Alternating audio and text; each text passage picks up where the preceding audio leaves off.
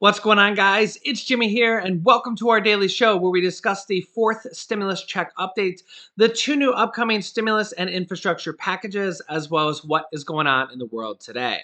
There's actually a lot of different things going on right now. We just had a judge rule that the CDC eviction ban will remain in place for now as they put a temporary pause on it, which means the eviction ban will remain intact and people will not be able to be evicted if they do everything correctly based on their state's eviction laws. Each state has slightly different eviction laws based on the eviction moratorium. And a lot of states, you have to do a partial payment or give a signed affidavit to your landlord. So if you think that might be you or a family member, please let them know to look into their state's information on what they need to do to prevent from being evicted. Also, the new April retail sales report came out and was flat, which was actually much worse than expected. This actually mirrors the April jobs report, which was absolutely terrible. Was 75% less jobs created last month than was supposed to be created. There was supposed to be over 1 million jobs created in April for the entire country. And instead, there was only 266,000 jobs created in April. This, combined with the April retail sales report, which was flat, which was absolutely terrible, has Democratic lawmakers calling for more stimulus and the next stimulus package. We have about 15 different stimulus items that are currently proposed in the next stimulus package, which is called the American Families Plan. Number one is they're calling for a fourth stimulus check. And number two, they're calling for monthly stimulus checks to be included in this next package. The two main proposals is number one from the House of Representatives, that is for a one-time $2,000 stimulus check, then followed by $1,000 monthly recurring payments every single month. You would get a check of $1,000, and this would go until 1 year after the pandemic is declared over by the government. Number two is the bill from the Senate, co-sponsored by Senator Ed Markey and Elizabeth Warren, that is for $2,000 monthly stimulus checks that would go until the pandemic is declared over. So think probably around 6 months, maybe a little bit more, maybe a little bit less. Now, if you've been watching the show for a while, you know for a fact that that is just one of the items in the next stimulus package, or proposed to be in the next stimulus package. There's about 15 different items that are currently on the table on what is being negotiated on will be in this next stimulus package. We have three different Social Security raises proposals. Number one is the bill from last year that is $200 per month for all Social Security recipients, a straight raise of $200 per month for everybody on Social Security. The brand new bill, which came out just a few weeks ago, which is a $279 per month raise for just SSI, but could include SSDI, as well as President Biden's proposal himself, which is to raise all Social Security benefits and have a kind of a floor, which would be the minimum amount that anybody on Social Security receives would be increased to 125% of the federal poverty level, which is $1,341 per month, would be the bare minimum that anybody on Social Security would receive. That, in my opinion, would be the best plan. That comes directly from President Biden. I had another video I did on that with a lot more detail that I'll link to you at the end of this video if you want to learn more details about it. A couple of the other things that are probably going to be in this next package that are actually receiving a lot of support right now is number one, the child tax credits, or as you probably know them, the child stimulus checks. This is in addition to a forced stimulus check or monthly forced stimulus check. This is called the child tax credits. There's also an adult tax credit or an earned income tax credit. I have another video on that as well down below in the description of this video. The earned income tax credit, you can actually get up to $6,600. The child tax credit has now been increased to $3,600 for children under the age of 6 and $3,000 for children ages 6 through 17. The IRS is going to start paying those out in monthly payments in about 45 days starting in July. This is already passed from the third stimulus check package, and the IRS is set to pay out monthly payments of $250 to $300 per month per child, $250 for children over the age of 6, $300 per month for children under the age of 6. This is already passed for 1 year from the third stimulus check package. The IRS is going to start sending out monthly payments in July, which is in about 45 days. And I will keep you updated on this when these payments will start. They're currently setting up an IRS portal or an IRS website where you can log in once it becomes available and give any information needed to the IRS, if you can opt in or opt out of the monthly payments. Some people, very few, are saying they want to opt out of the monthly payments and just get all the money on your tax return as a tax refund.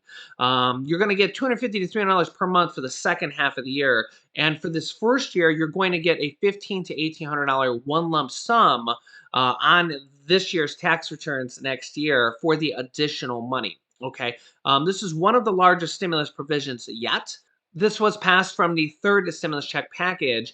And one of the items that could be in the next package is the increase of this to the year 2025 or also until permanently possible. There's two different Democratic plans going on right now to increase that till 2025 or even permanently, which means these monthly checks, it's almost a kind of form of government child support of $250 to $300 per month, will continue on every single month for many, many years, and depending on how long they pass it till, until your child turns 18. In addition to the Social Security increases, there's also a Medicare proposed increase to increase free vision, free hearing, free dental, and free hearing aids included in Medicare, and also lower the Medicare eligibility age to age 60 or age 55.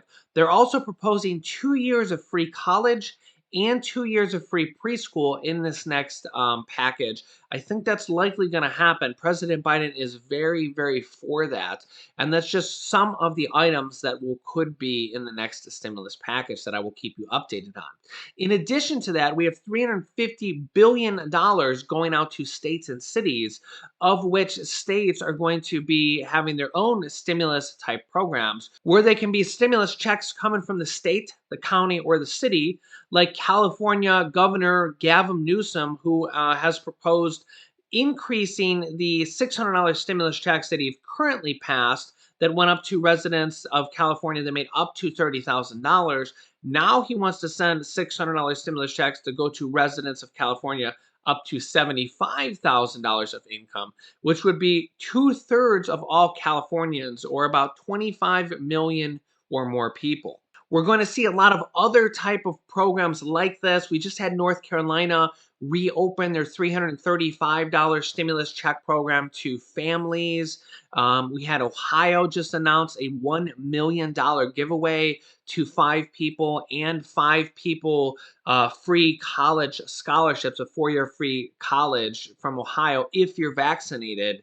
And we're going to see a lot of like unique programs like this, including stimulus checks, mortgage assistance, rental assistance, property tax assistance, and utility assistance coming out in the near future from states, cities, and counties when they receive this $350 billion and figure out what they're going to do with it and create kind of stimulus programs like this. I'll keep you up to date once I find out about your state. And if you know any programs from your state or your city, please comment them down below in the comments so we and our viewers can see them.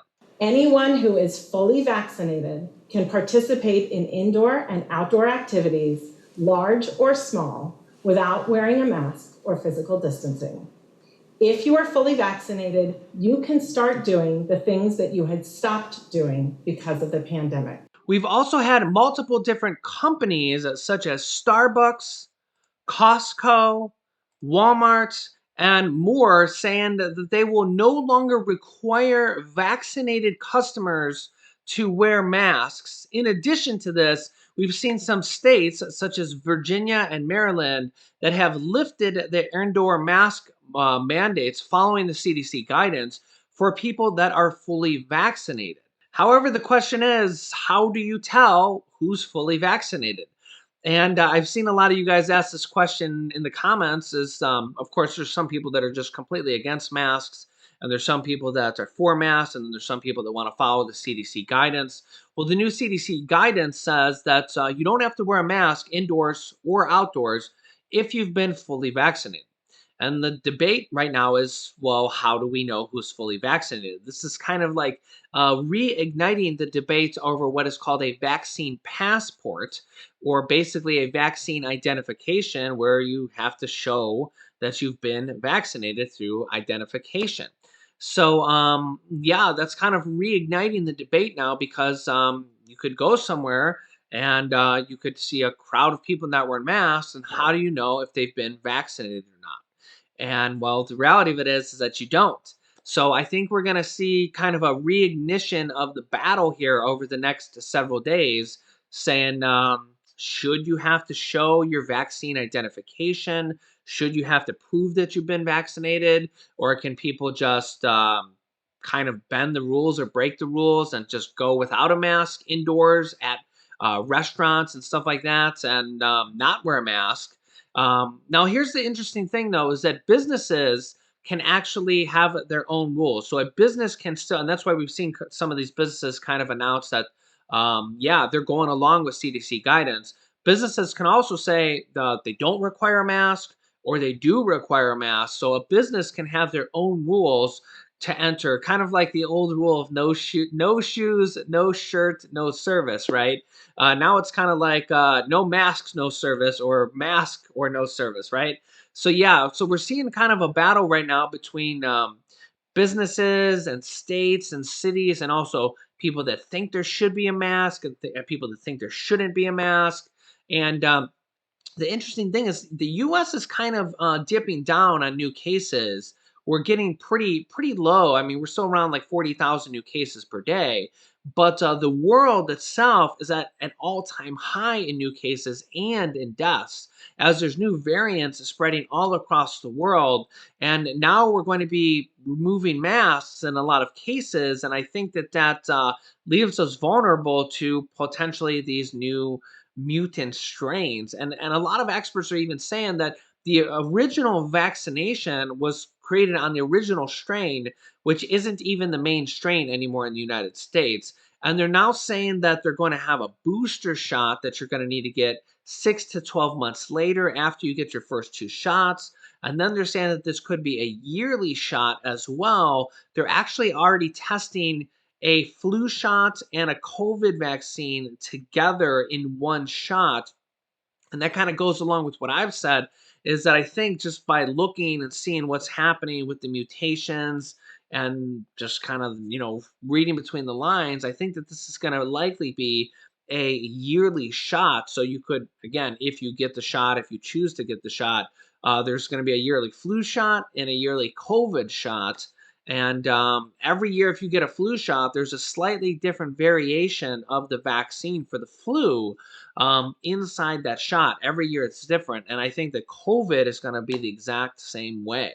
So let me know your thoughts down below in the comments. Do you think it's too early to get rid of the masks? Do you think it's the right time? Do you think it's been too long and we need to try to go back to normal? The problem with this is the virus kind of has its own mind, right? Like the virus doesn't care if we want to go back to normal. It's going to either get better or get worse. So I guess we'll have to see what happens here. I mean, more and more people are getting vaccinated per day, which does give some immunity to the virus. But as we see more and more variations and mutated strains, that kind of creates a little bit of a gray area, like, well, you're vaccinated, but when this new doubly mutated or triply mutated virus comes in, like how vaccinated, how much immunity do you really have to a virus with that type of variation? Now, remember, even if the virus itself goes away completely tomorrow and it was just completely gone, the economic recovery is still going to be quite a while. In 2008, 2009, it took over 4 years to get unemployment back to normal.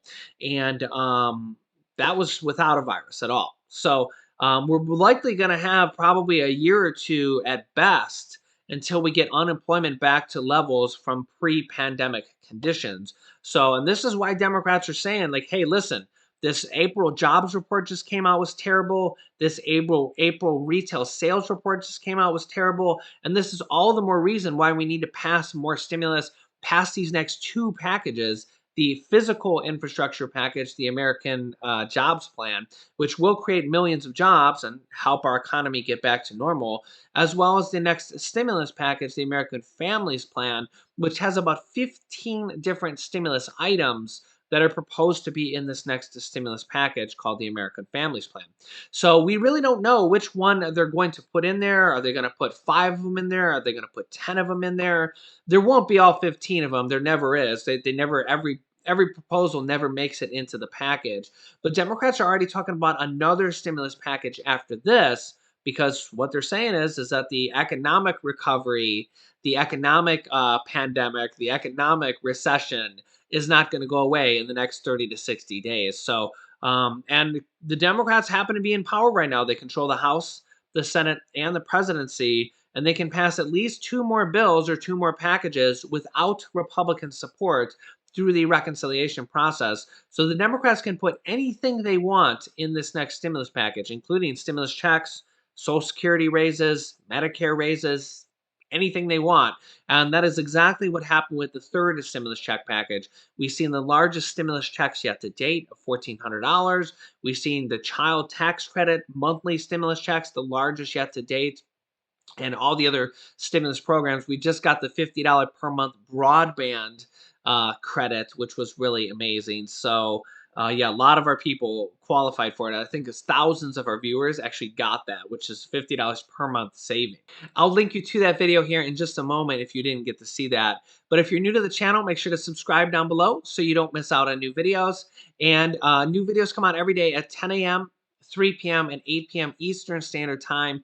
Don't miss an episode because we're going to have a lot of new programs, state programs coming out, and a lot of these programs are first come, first serve, and you have to apply for them. I will be letting you know when they come out. So make sure to subscribe, share this video with your friends and family so that they know about these programs as well. You can click this video here for the $50 off per month internet stimulus credit. Basically saves you $50 per month. It's amazing. And this video is about the President Biden's Social Security increase to make it $1,341 per month minimum. So click on one of those videos next. Thanks, guys, and I will see you in the next video.